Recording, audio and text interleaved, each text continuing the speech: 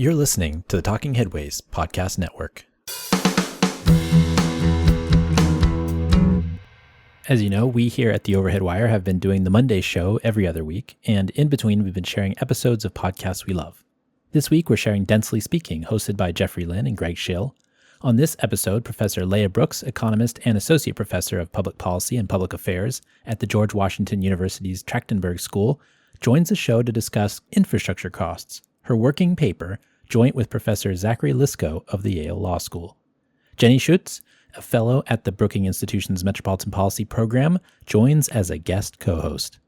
To find more episodes, search for Densely Speaking in your podcatcher of choice, or follow @Densely Speaking on Twitter. And quickly, before you head into the episode, I want to remind folks listening that today is November 3rd, and that is our election day, and we're doing a live stream transportation show tonight. So I imagine you can go back and watch it as well if you're listening afterwards, but just go to youtube.com/theoverheadwire and join us for a night of fun and not network television.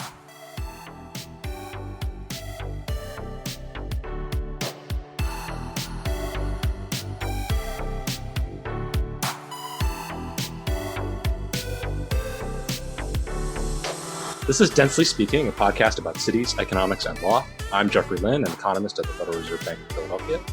With me is Jenny Schuetz, fellow at the Metropolitan Policy Program at the Brookings Institution. Hi, Jenny. Hi, Jeff. Also here is Greg Schill, associate professor at the University of Iowa College of Law. Hi, Greg. Hey, Jeff.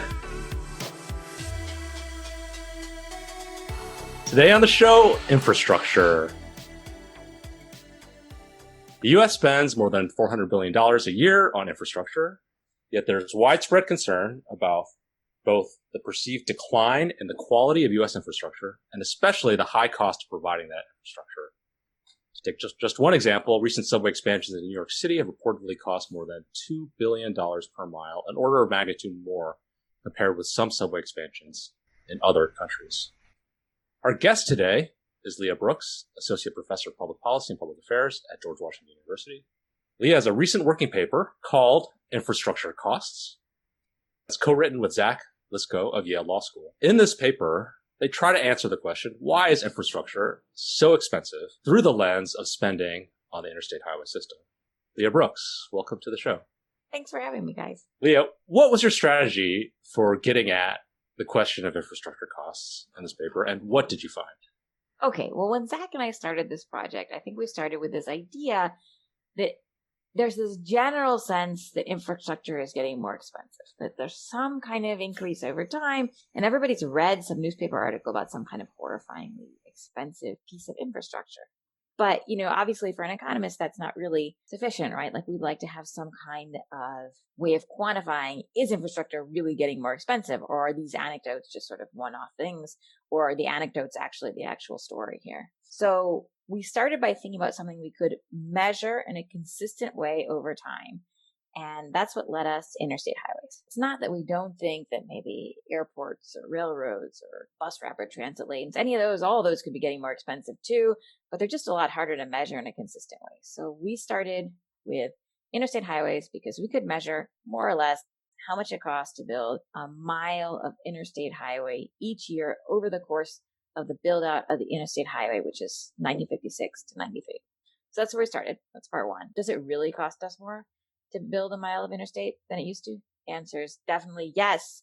A whole lot more than it used to. Not a little bit lot more than it used to. Spending in the 80s is almost 3 times spending per mile in the 60s. And, that's accounting for inflation. That's inflation adjusted. 3 times more in real terms to build a mile. That's what's so striking about your paper, is that here you're going to focus on something that, we think of as relatively homogeneous and relatively standardized over time, a mile of interstate highway. You document that in adjusting for inflation, a mile of interstate highway cost about $8.5 million in the early 1960s. By the time we got to the mid-1980s, that mile of interstate highway is costing almost 3 times as much, $25 million. It seems like just a really important fact to kind of bring to this conversation about infrastructure costs. Yeah. So, I guess when we did this, we said, I feel like the first point of this paper is, no, it's not in your head. Like those anecdotes in the newspaper, maybe they are extreme outliers, But there really is this general increase in spending on infrastructure per unit over time. And then the second thing we try to do in the paper is, once we establish that there really is an increase, what's driving that increase? And of course, that's the harder part of the question to answer. And we come up with some things that we can definitively, or at least economists never like to definitively reject anything, but I would say pretty substantially reject. And then a set of things that seem likely where we have some evidence to suggest that they may be driving expenditures. So I think the first two things, just to summarize, that we think when talking to both economists and regular people, the first thing people say is, oh, well, costs are going up. Aren't they just building more difficult segments of the interstate later?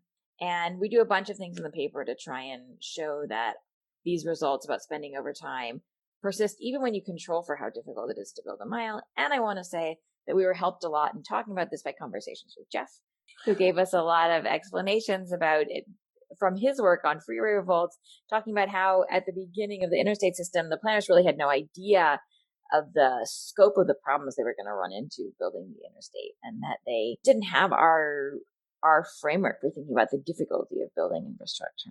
They didn't try to build what we now think of as the cheapest places first. Let's go back a little bit and talk a little bit more about how are you putting together these estimates, and how are we sure that we are comparing apples to apples? That is, how comparable is a mile of interstate highway built in 1960 versus a mile of interstate highway built in 1980? So can you talk a little bit about how you got these estimates? I think I want to be upfront and say, in my ideal world, what I would have measured would have been each 1 mile interstate segment of the interstate highway, and I would have known how much each individual segment cost and when it started and when it ended. That's not actually what I know. I know when each 1 mile segment of the interstate highway was completed, and I know for each state how much they spent on new interstate miles in a given year. Now, unfortunately, when you spend the money is not when you built the mile, right? If you finished the mile in 1960, you probably spent money maybe from 55 to 60 building that miles. So there's this time mismatch between the spending and the mileage. But all else equal, if you spend money before you finish miles, you should have declining spending per mile over time because you're front loading the spending and end loading the mile. So that's a problem with the data, but it's a problem with the data that goes in the opposite direction of what we find. Right. If the spending occurs in advance of the completion, you're going to have that factor is going to drive per mile cost to decline over time, which is the opposite of what you find. And the data on highway spending comes from these volumes that the Federal Highway Administration very kindly publishes every year called Highway Statistics. So some poor thousands of research assistants at Yale typed in all these numbers. And Zach did tons of work getting the data to be reflective of just these new interstate miles that were funded by the federal government. So that's sort of on the data front. And we observe is state and year data, but because of this mismatch between the spending and the mileage opening, we group years into periods of 6 years to try and deal with this mismatch problem. So that's the underlying data. What that gives you is a panel database of spending by each state and also a completion of interstate mileage. Yeah. So for each state and 6-year period, we observe how much money they spent on interstate miles and how many miles they completed. And from that, we calculate a spending per mile. Can I jump in just and ask, you want to look at the cost per mile because that's a standard unit, but I would imagine that in fact, they don't often build just 1 mile segment at a time, right? They're probably building 10 or 20 mile segment that connects a couple of things. Can you talk a little bit about how long it takes to build sort of what we might think of as a reasonable stretch of highway that people can use? Okay, so I have some sad news on this front, which is that the data on this part were not super reliable. There's a period during which, I can't remember what the cutoff year is, but after some cutoff year, about 80% of the miles we observe have a start date and a completion date. So we can do something like that. But for most of the earlier years, that data is just missing in the data file. So I thought one of the ways you would see highways becoming more expensive would be that they take longer to build. But we don't, unfortunately, really have the data to say that. Still, I think this is an incredible achievement to have put together these statistics, especially hearing how the data entry happened. I should also say, this is not in the paper, but I was at a Transportation Research Board event about a year ago in DC, and a senior Federal Highway Administration official said, yeah, when the new administration came in, they asked us, how much do high miles cost? And we really were unable to tell them. So we're using is not exactly a cost metric, and they still are unable, apparently, to have any kind of reliable cost metric. Like, they know how much money is going out, like they know how much money they send to the states, but they, at least internally, can't tie that spending to specific highway miles. Yeah, this might be a good time to maybe mention the formula for funding the interstate highway system. Yes. So the way the interstate spending works is, at least during this period of the build out of the interstate, 56 to 93, is that the federal government pays 90% and states pay 10%. And what's particularly interesting about this setup is, if you're a state and you want to build gold-plated highways, I'm not saying anybody did, but suppose you wanted to, there's really no limit on your total ability to spend. There's a limit on your ability to spend in a given year, because there's a congressional mandate on the total amount that they send out to states, usually based on the gas tax. And then they divide it among states based on states' estimated cost of completing their interstate system. But there's nothing in the law that limits a state's spending. If you're willing to be slow about it, if you're willing to take 30 years to build out your system rather than 10, you can spend, I don't want to say infinite amount of money, but there's no cap. Each state was allocated a certain number of miles of highway to build through the interstate program, and the costs were just what the costs were. Yes. The miles that they were allocated were given at the beginning. So you want to think about states as having, at the beginning, a set number of miles that they're going to build, and then given those set number of miles, they build them following this setup. The federal government pays 90% of the cost. So one way that you might reframe this is, states that are doing the construction don't have much of an incentive to contain costs, and the fact that they still don't know how much it costs to build a mile of highway suggests that that's still true, right? We don't even know how much it costs, let alone do you have some sort of an incentive to build it as cheaply as possible. I don't want to say zero incentive, because there's some incentive if you want to have the miles quickly, and states pay 10%. Especially for a state that maybe wants to build some number of miles in a way that, as you talk about in the paper, is a lot more costly, like with noise walls and so on. So they may have 50 or 100 miles in or near the core of their big city that they want to be really careful with.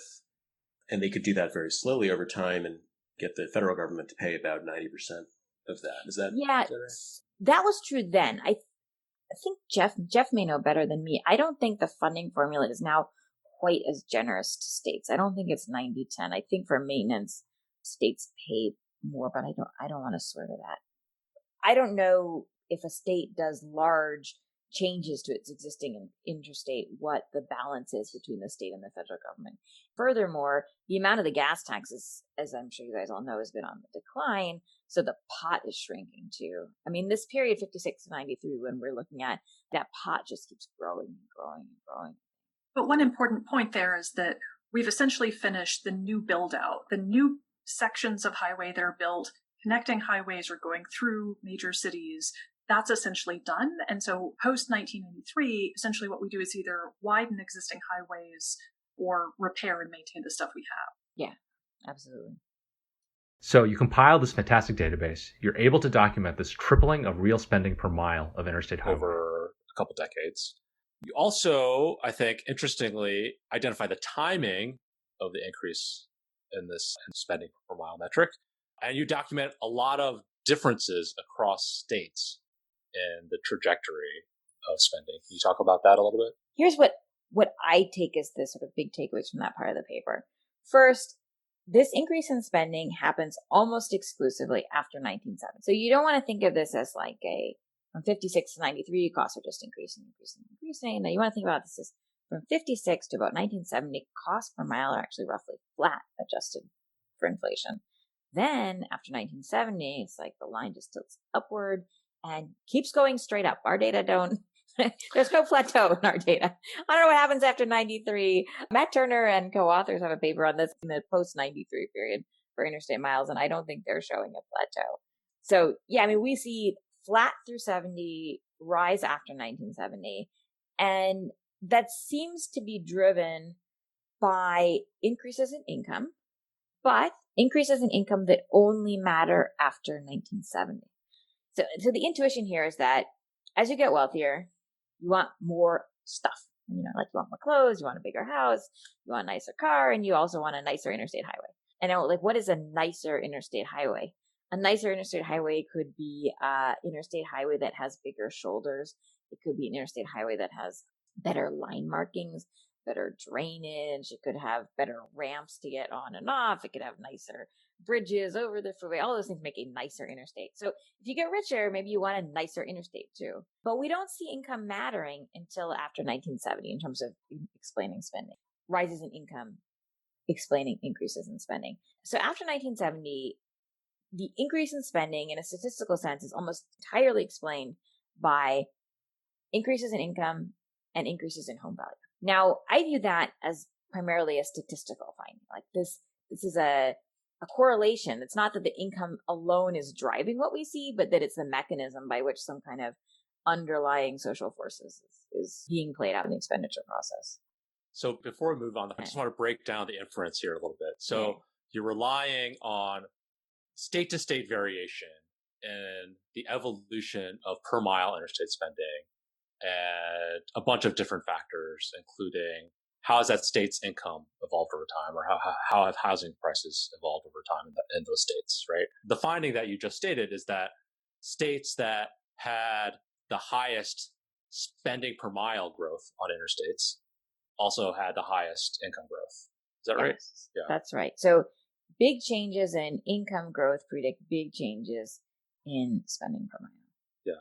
The variation in the data that you're trying to explain is this state-to-state heterogeneity, right?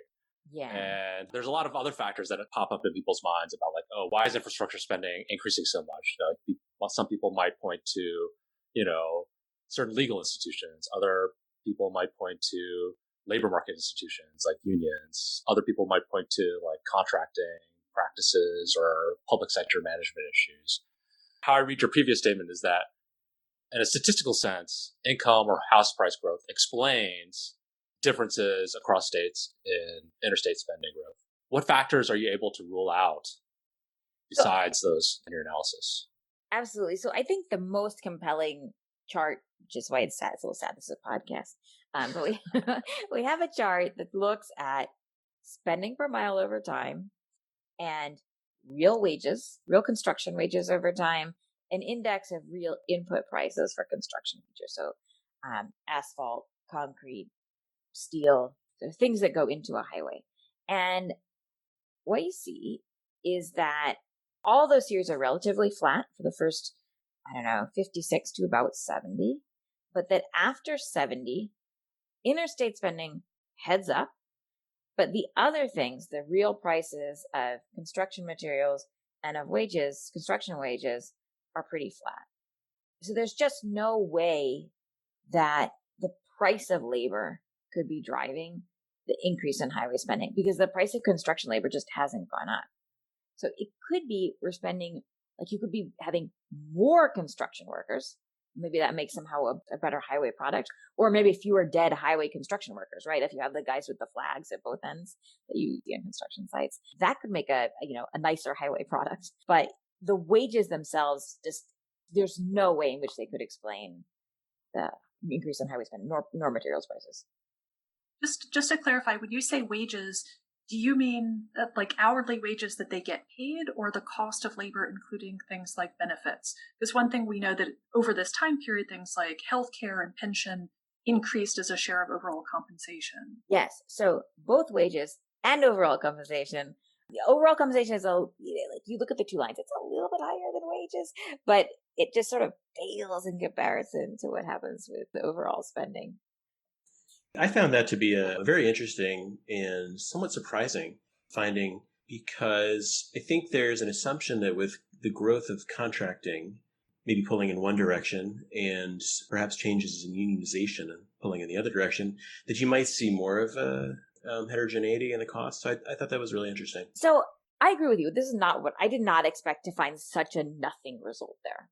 But I also want to say, what we're looking at, we're comparing a national series of construction wages to our highway costs. It's not that we're looking within each individual project. But if labor expenditures are going up, it's probably because of labor's price times quantity. It's probably because of the number of people and not the wages you're paying. What about land acquisition costs? All right. So what we see in the data is that land acquisition costs, if I remember correctly, like in the teens over time, teens in terms of a share. Over the whole entire period, I think about 18% of expenditures are for land. This was one of my key suspects when I started. I thought they were going to be paying more for land over time. And it's possible they're paying more for land over time because 18% of a growing number is a growing number. But it's still 18% of a growing number and not, 2/3 of a growing number. So, it might be that they are spending more for land in the later years, but it's unlikely to be the lone feature driving this.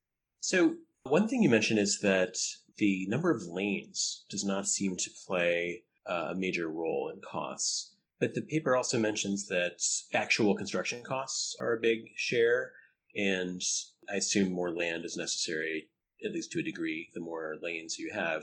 So what are your thoughts on why that might not be a driving factor, the number of lanes, which on average seems to have increased over the length of the period? Yeah, I don't have any deep thoughts on the number of lanes, to be honest, partially because our data on the number of lanes is, let's say, not ideal. What we measure is the number of lanes that exist on a highway as of 2016. We don't measure the lanes when the highway was built. And I just feel like without knowing that, I'm just really loath to make any kind of definitive statement about what's going on with highway lanes. In some ways, if we had done calculations per lane mile, which we couldn't do because of this data problem, that might make highways seem possibly less expensive over time because there's got to be some kind of economies of scale in building, 4 lanes rather than 2 lanes. On the other hand, however, those really wide highways are built in urban areas where the costs are just astronomical. Just one question, too, on where the land comes from. Do you have a sense of whether that changes over time? And how often are they using existing rights of way? How often do they have to use eminent domain to take land in order to have a stretch that sort of connects in the right places? How often are they really going out and kind of buying land on the open market in order to build highways? Seems like it's probably not all that frequent. I think Jeff might have a better answer to this question than I do. I don't know. Do you know, Jeff?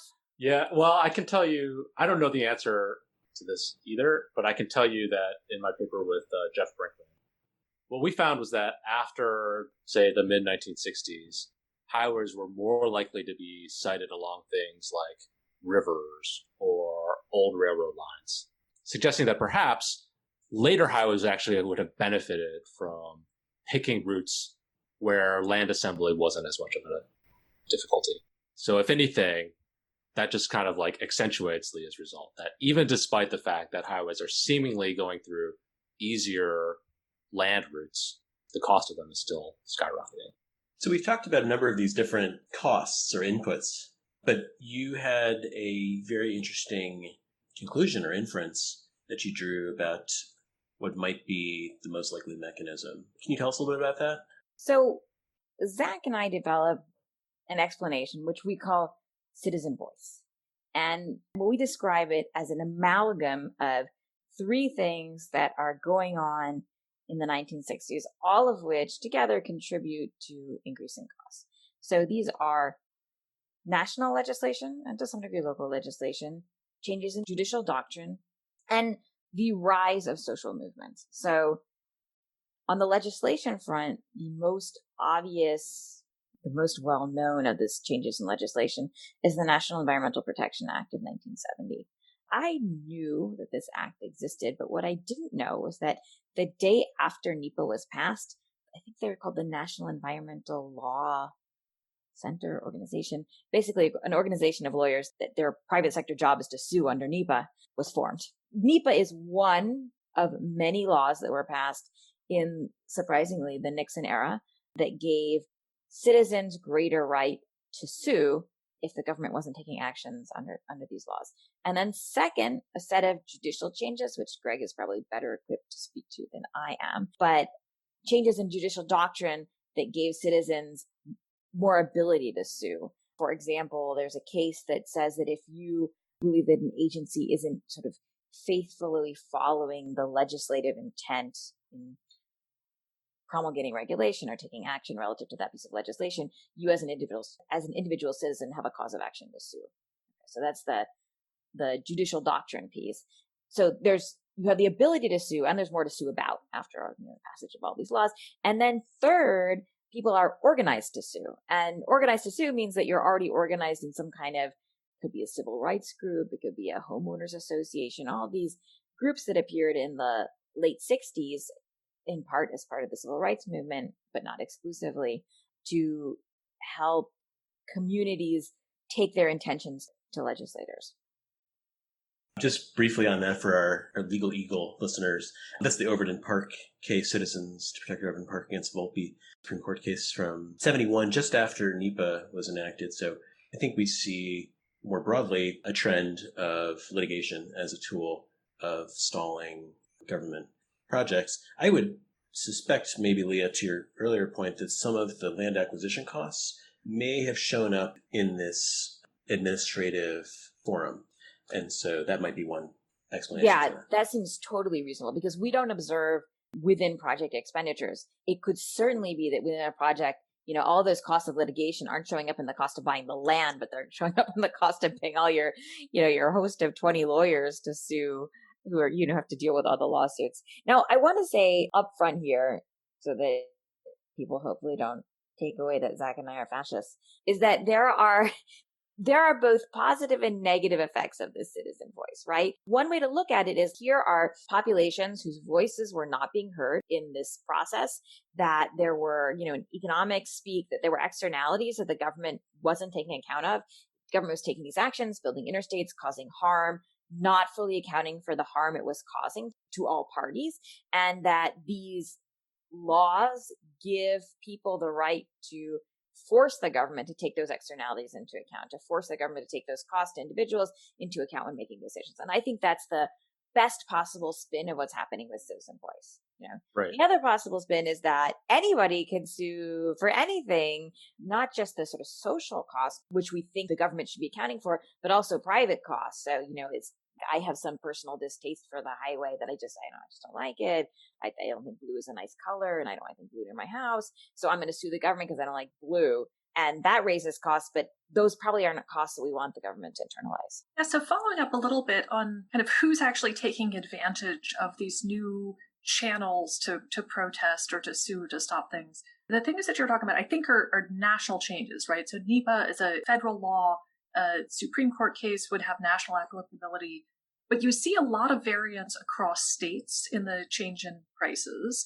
So, one question is, can you talk to sort of, if these are national changes, why do they show up differently in different states?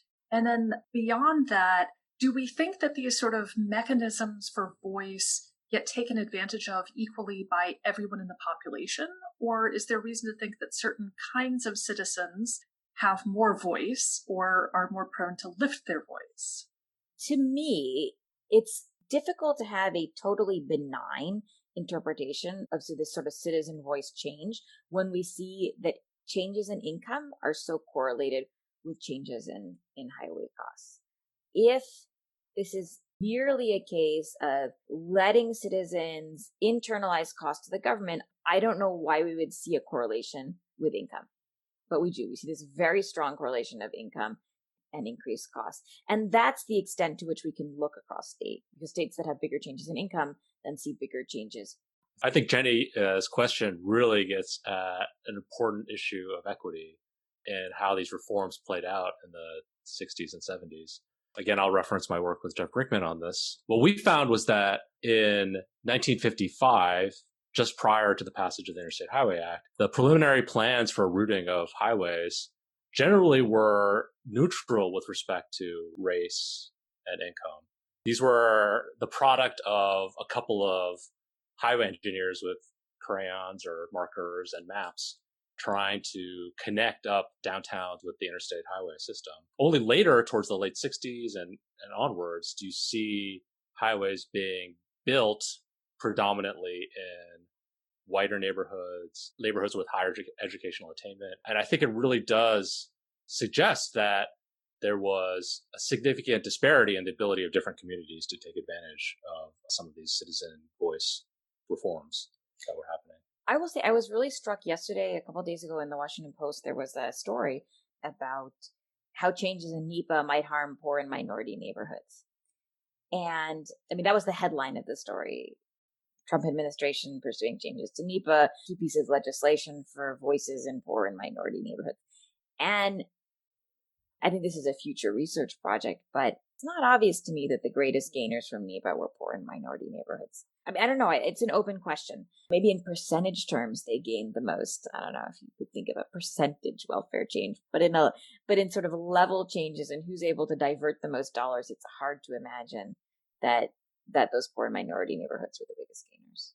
Another feature of doing highway policy in this fashion is to make it kind of non-transparent and apolitical in the sense of being nonpartisan, at least on the surface, right?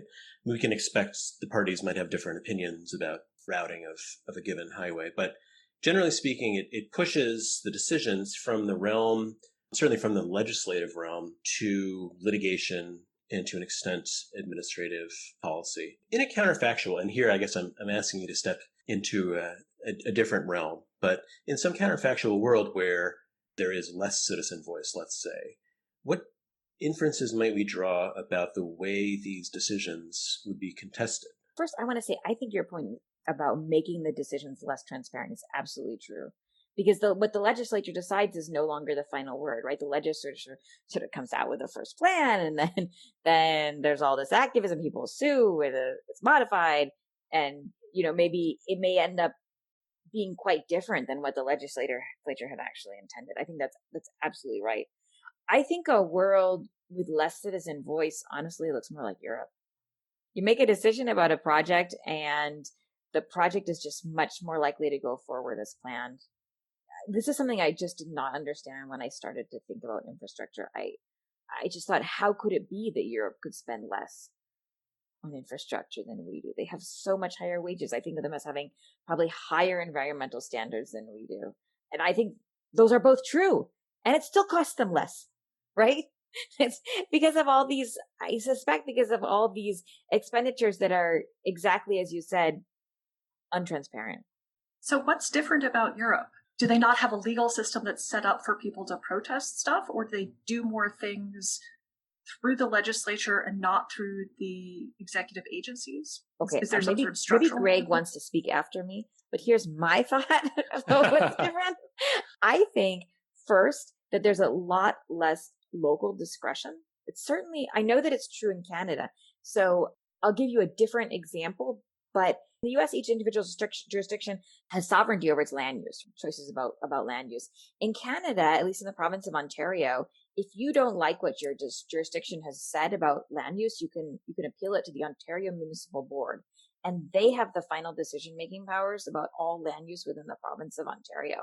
So that means that there's some kind of quasi-political body that is making choices with a view to Ontario as a whole rather than my particular city. And I think that type of structure is much more prevalent in Europe. I think much stronger national powers relative to local powers. So I think that's at least my limited understanding of why things are cheaper. That sounds persuasive to me. It's a little out of my area, so I don't want to get in over my head. But in addition to the kind of federalism angle that you're alluding to, and the overlapping layers of authority, even within a given state, for example, there's also the common law aspect, which in common law jurisdictions generally, in the U.S. in particular, there's just a lot more litigation. And in the U.S., there are a number of statutes that provide incentives, in my view, in many cases, appropriate incentives to encourage litigation to vindicate, for example, civil rights or environmental rights. Those, as you kind of suggest, those can be employed by some communities to greater effect than others. And just in general, that's probably appropriate to think of as an externality of the highway construction process, at least in a sense. But, one thing that caught my eye in the paper was there was a bit of a discussion of common law. So one explanation you often hear about the growth of costs in the US is that it is a function in part of our common law system. Did you see evidence of that in your research? I think what's tricky about common law as an explanation for increasing costs is that the US is a common law country in 1956. It's a common law country in 1993.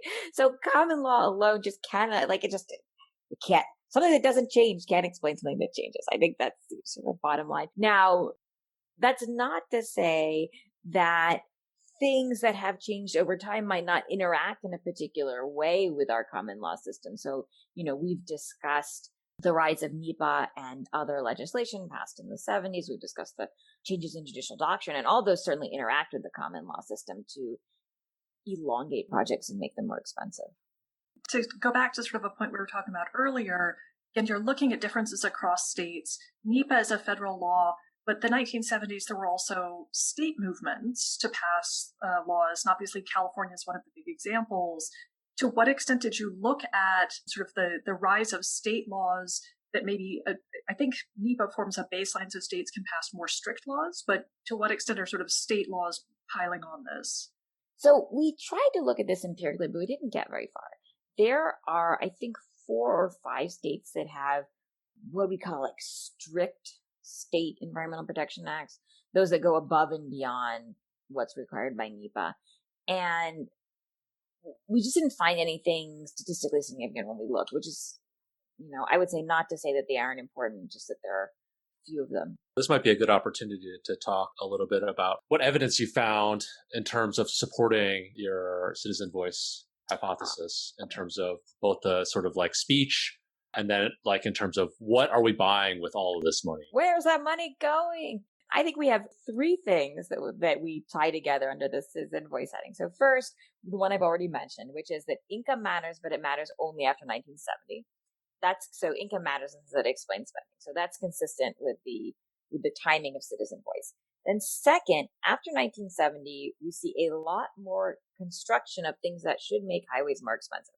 So I'll just talk about 2 because I think they're pretty intuitive. One of them is noise walls. So there's walls that go along the highway to keep out the highway noise from your house. And I got to say, if I lived near a highway, I'd really want a highway to have a noise wall. Now, as Jeff told us at the beginning, in the 50s and 60s, an interstate mile cost about $8.5 million in 2016 dollars. And a noise wall, according to one estimate we found, costs about $4 million per mile to build. So noise walls are really, really expensive. But I gotta say, if I'm living near a highway, I also would like a noise wall. So if you're living near a highway, a noise wall is a pretty significant mitigation of an externality. All right, so noise walls. A second way to measure potentially more expensive highway construction is roads that are wigglier. So, you can go from point A to point B in a straight line. You can go from point A to point B in a arc rather, or, an S, whatever kind of shape you feel like. And maybe you would prefer to build a not straight line because you want to go around protected habitat or a historic house, or, something that you want to protect for whatever reason. So we see a pretty substantial increase in wiggliness of highway segments that are built. Part of what we're saying is, if citizens are telling legislators and telling the courts that we care about these things, we should be seeing this show up in how legislators respond. So what we did was we looked at what Congress people said on the floor of Congress for all Congresses during this period. So from 56 to 93, thanks to these guys at Stanford who had already digitized all of these data. So it was, I don't want to say it was easy, but it wasn't excruciating. So what we did was we looked at all congressional speeches from Congresses from 1956 to 93, and we looked for the word interstate, but not the phrase interstate commerce. Okay, so interstate like interstate. And then we look 100 words in each direction for the word environment. Are Congress people talking about the environment in conjunction with talking about the interstate? Basically, in the 50s, nobody mentions, there's a 0 mention of the word environment near the word interstate. So we're looking at the number of times per discussion that the word interstate appears. And basically, it does not appear at all at the beginning. And then in this lead up to NEPA, the passage of NEPA in 69, late 69, there's an increase in the use of the word environment near the word interstate. And okay, I expected that, but I think what surprised me about doing this was that basically that's not the end of the increase. And basically that use of environment near the word interstate goes up and down, but stays elevated after the passage of NEPA. So I view that as something fundamental having changed about how congressmen view their role in making choices about the interstate. Right. It's consistent with Congress people being a lot more concerned. Yeah. And, that has not decreased. Yeah. So, we go out to 2005 and we just, like, on average, there's this increase after 70 that just stays persistent. Right. In terms of like the buying more stuff from a highway, I really loved the case study of the construction of Interstate 696 outside of Detroit. You document that there were 3 legs. The first completed in 64 at a cost of $13 million per mile. I think this is all constant dollars. The second completed in 1979 at a cost of $48 million per mile. And then the final one completed in 1989 at a cost of $86 million per mile. And there's a lot of discussion about, the contentiousness of this final segment, including like impacting a historically Jewish neighborhood and coming to a community agreement, and the final agreement requiring the depression of the highway along its length, noise walls along the segment, and a rabbi, which I love that detail. And I love what you wrote in the paper. Apart from the rabbi, these features are shown in Appendix Figure 7. So I want to say one of the things I like most about this story is Mitt Romney's father, when he was governor of Michigan, basically locked the people who were arguing about this freeway into a room and told them they could not come out until they had made the decision about the freeway. He was just so intensely frustrated, which actually seems like not a terrible way to force people to make a decision. That highway was just astoundingly expensive. And I think it really shows the trade-off, because depressed highways are, from an urban perspective, so much better than an above ground. Like there's not even a comparison, right? Like with the depressed highway, you could potentially have an urban fabric. On grade highway, you can't. You've made this enormous cut through a metro area. So, maybe of any of these features, depressed highways, if you cap it and build something on top of it, have some, you could plausibly make some kind of story that the benefits might outweigh the costs. I mean, I know people do. Yeah. This again loops back to the question of, we could do this if it was less expensive. And I think I did this sort of look around at recent highway capping projects that have occurred in various cities, and they range from about $300 million to $800 million per mile. So with that kind of cost structure, I mean, you have to work really hard to achieve that benefits. But you might be able to. That's something that Jeff and I tried to do in our paper. It turns out in dense places, in dense urban neighborhoods, you can actually imagine a world where there are net social benefits to those kinds of interventions, even at that cost level. Yeah, there's a section of the interstate in DC that's getting capped near Georgetown Law School. And they're building multi-story office towers on top of it. So I think that's a place where you could possibly recoup the benefits. I tend to wonder whether that incorporates the environmental arm and all the PM 2.5 and PM 10 and so on, but unquestionably that would be preferable. I love this example for 2 reasons. First, I'm a native Michigander. I grew up in Ann Arbor, about 45 minutes away from where this happened. And then second, you kind of see the arc of what you're talking about in the paper in the contrast between the earlier Detroit highways in the city of Detroit, and then contrast between that and this highway. So many of the highways that were built in Detroit just utterly gutted the city. So here I'm thinking about 75, 96, 94, and so on. I was born considerably after many of those, or maybe even all of them were put in. So I may have some of the sequencing a little bit off, but I've seen some of the overhead photos that show just the decimation of the city beginning in the early 50s and continuing into the 70s and 80s.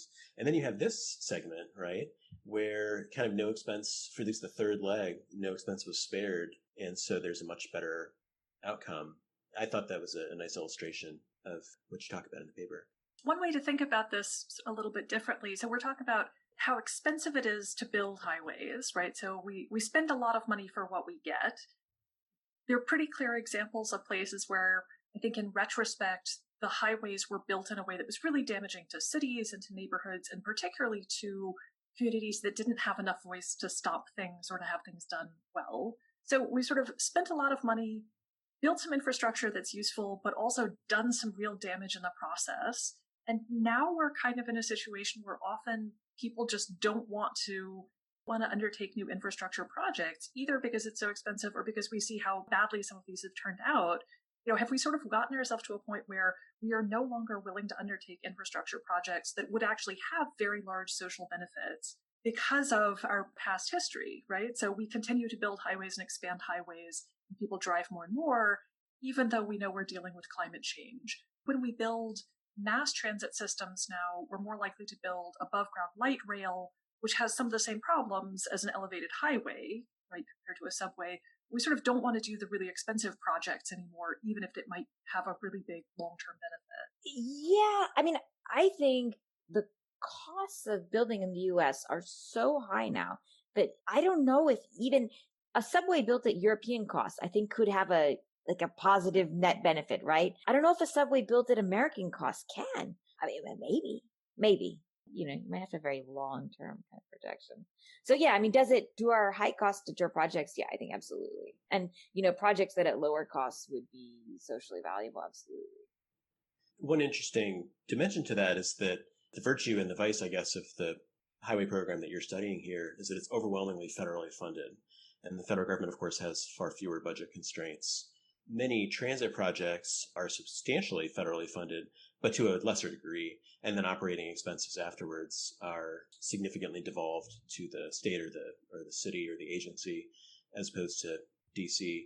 So to the extent this is discouraging worthwhile federal transit projects or interstate ones like high-speed rail, for example, is it fair to say that maybe that effect is felt even more strongly for projects that don't benefit as much from federal backing?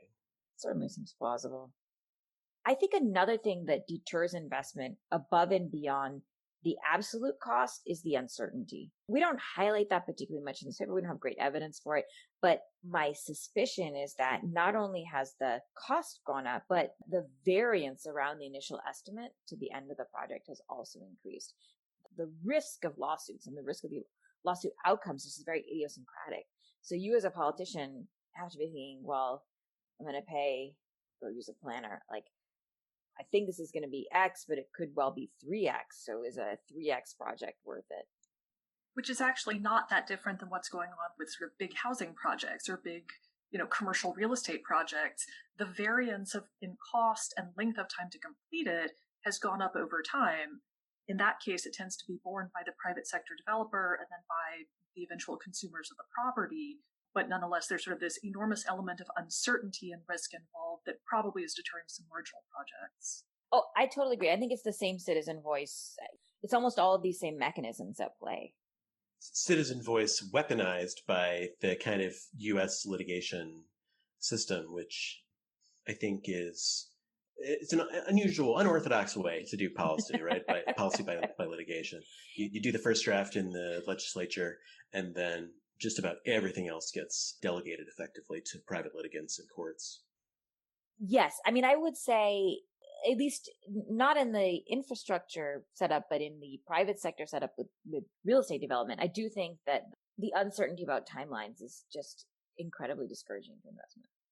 Leah, what are the biggest remaining gaps in our knowledge about infrastructure provision in the U.S.? What would be most useful for us to understand? Okay, so on the cost side, which is what I'm thinking about, I think one of the huge gaps in my paper with Zach is, what are they actually spending this money on? We're telling you about the total, but we just don't have anything to say with actual dollars about what states are spending, within these different projects. And I think that is an enormous hole in our knowledge to understanding what's driving these costs. I think the other topic that I think is of extreme policy import, which we just don't understand very well, is the relationship between litigation and costs. How costly is litigation? Every commercial developer is going to tell you that litigation is insanely costly, but I don't think we have a great direct measure of the cost of litigation, the cost of litigation relative to other regulation, the cost of legislation. And I think to me, that's like at the very top of understanding this increase in costs. Thank you, Leah. Our guest today was Leah Brooks, Associate Professor at George Washington University. So now is the time in our show where we do our appendices. So these are just going to be little recommendations from each of us of interest to people interested in cities. And so let's start with Jenny. What's your appendix this week? There was a piece recently in the New York Times in the opinion section by Farhad Manjoo talking about a vision of a Manhattan without cars. This got a lot of coverage. People sort of enjoyed looking at all of the pictures. I think there were two things that are really important, even for those of us who think about cities and transportation and infrastructure issues, that make this particularly notable. One is it's a very, very visual piece. It's all of these great sort of maps and artist renderings of what Manhattan would look like when you take away parking and you take away lanes of cars and you put in little street cafes and bike lanes, and there are beautiful flowering trees everywhere. And the visuals are really important, especially for people who don't live in this world. So you can kind of see what this looks like. You know, as academics, we tend to write text and we make regression tables that nobody enjoys looking at. And our graphics are more to convey information than to persuade. But if we're trying to make an argument, I think the visualization is actually really important, and that catches people's eyes. The other piece is that Manhattan is low-hanging fruit if you want to think about a place that can live without cars, because they have great public transit infrastructure, and it's very dense and pretty small, so people can get around easily without cars. But if we're going to have national conversations about transportation and its relationship to climate change, and thinking about sort of how we can drive less, if not go carless entirely, at some point we have to move beyond Manhattan and San Francisco and downtown Washington, D.C. We have to start thinking about policies that make it feasible for people to drive less if they lived in the suburbs of Cleveland and Dallas. And so I think if we want to do this kind of more holistically at some point, you got to do the same kind of visualization for kind of, suburbia USA and think about what that's really going to look like. Yeah, that's super interesting, Jenny. I saw that piece too, and the visuals are amazing. Thanks for sharing. All right, Greg, what's your appendix this week? I love that article as well. And another piece of that is places like Manhattan and San Francisco and DC, et cetera, making it easier for folks to live there so that, because not every suburb of Phoenix, for example, will be able to be car light, let alone car free. But if more people are able to live where the built environment fosters that, that would be great. With a similar kind of climate change, transportation theme, there's an article recently published in Global Sustainability there's about a dozen, maybe 8 authors on here. William Lamb is the first one. It's called Discourses of Climate Delay. It's a very short piece, and it identifies 12, the authors called discourses of essentially dissembling. So the 4 categories that they identify are disruptive change is not necessary, push non-transformative solutions. Change will be disruptive, emphasize the downsides. It's not possible to mitigate climate change, so surrender. And someone else should take actions first or redirect responsibility. And then they break it down further. They have a nice little chart on that. I think it's interesting. It has a little bit of a flavor of like how to push back on your uncle at Thanksgiving to it. But I think that there are some other takeaways here. I mean, the first is that a lot of these are not kind of intrinsically problematic. It's really once you get into the weeds that they become problematic. So just as an example, one of them is appeal to social justice. So that's obviously not intrinsically problematic, but the point that the authors make is that it's folks who want to discourage attention on climate delay are kind of appropriating that angle. So I think my first takeaway is just that the need for intellectual honesty and rigor in addressing hard problems, and the need to kind of identify a goal first and then figure out what's necessary to achieve it. So sort of a very basic point. And then the second piece that I think is really critical here is the role of government and collective action in facilitating individual action. And that's something the authors do a great job of bringing out in the paper. My favorite example on this is recycling. So here, it's one thing to just encourage people to recycle. It's another to provide some kind of support. So bottle deposits, curbside pickup, those structures make it a lot easier for individuals to be virtuous. Depending on virtue alone doesn't seem like a very wise policy. And that kind of links up to if you start from the point that recycling is important, then you have to not just urge people to do it, but to build structures that make it likely that they will do it. Super interesting, Greg. Leah, what's your appendix today? All right. So in light of some work I've been doing and the civil disturbances we've seen this year in U.S. cities, I want to recommend an article by Emily Badger in the New York Times about the roots of gentrification from areas that saw decline during the civil disturbances in the 1960s.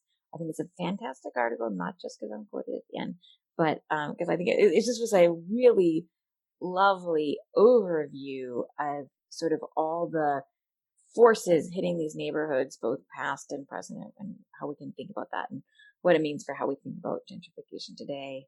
And I'm going to tie that in with a documentary that's on my watch list maybe for this weekend called LA 92 to think about the long run effects of civil disturbance. That's great, Leah. I saw that article and I was so thrilled to see you quoted in it along with a number of other friends, but especially you. And I can't wait to see your upcoming research in the near future. Me too. In honor of our guest today, I would like to highlight one of my favorite papers of Leah's, published in 2019 in the Review of Economic Statistics. Leah's work with Byron Lutz on the lasting imprint of LA's streetcar system on urban development within Los Angeles. The paper is called Vestiges of Transit, Urban Persistence at a Micro Scale. So in this paper, Leah and Byron document the persistence of land use patterns following the obsolescence of streetcar lines in Los Angeles around the turn of the 20th century. And the main result is that parcels near historical streetcar lines are more densely developed today compared with similar parcels not near historical streetcar lines, despite streetcars having become obsolete about a century ago. So the paper then goes on to test a bunch of potential explanations for this remarkable persistence. There are many reasons why I like this paper, but I'll just highlight two. So one is, which I think is like a trademark of Leah's work, which is a celebration of measurement as an important contribution. I mean, the data work is incredible in this paper. They digitized historical maps of the red and yellow car routes. They did all this work with census tract data. They digitized zoning policies at a parcel level for millions of parcels, both in 1922 and today.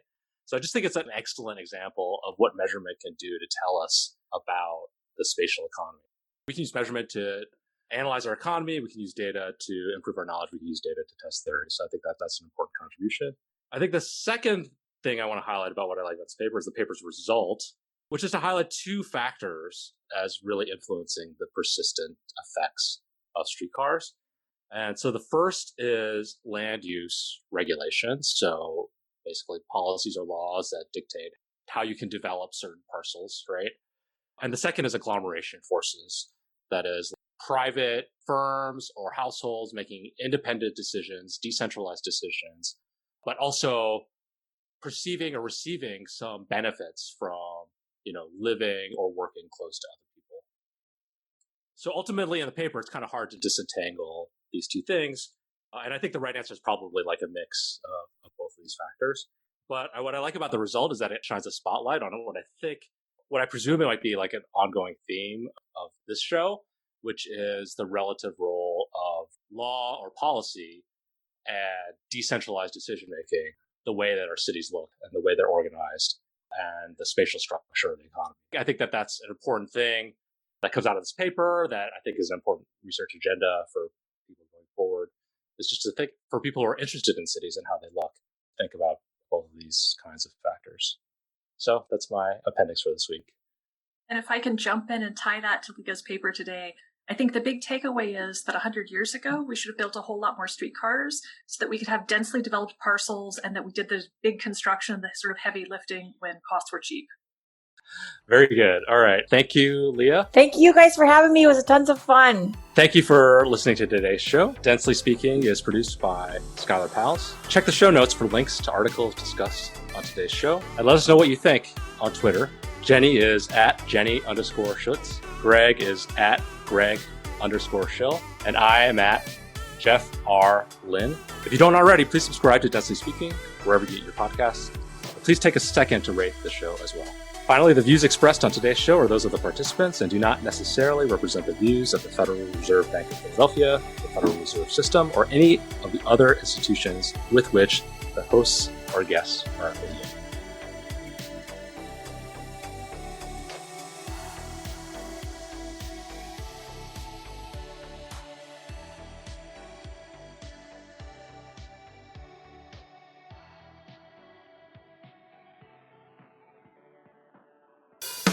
Talking Mondays,